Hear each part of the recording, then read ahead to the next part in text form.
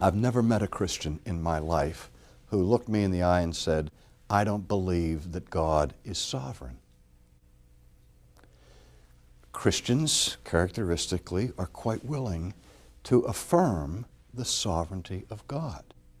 But if we push the discussion to the relationship of God's sovereignty, for example, to the doctrine of election, to the doctrines of grace, in a very short period of time, there will be a very serious controversy about the nature of God.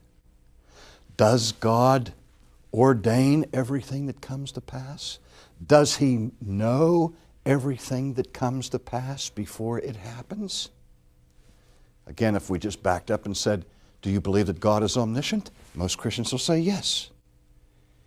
But then when we explore what it means that God knows everything, are we saying the same thing? Are we saying that He knows it simply because He has some genius perception? Or do we say that He knows all things because He ordains all things? That is, what is the relationship of His sovereignty to His knowledge? In Reformed theology, we constantly test our doctrine by going back to our fundamental understanding of the character of God. And I really think that's the central, unique factor of Reformed theology. It is that it is relentlessly committed to maintain the purity of the doctrine of God through every other element of our theology.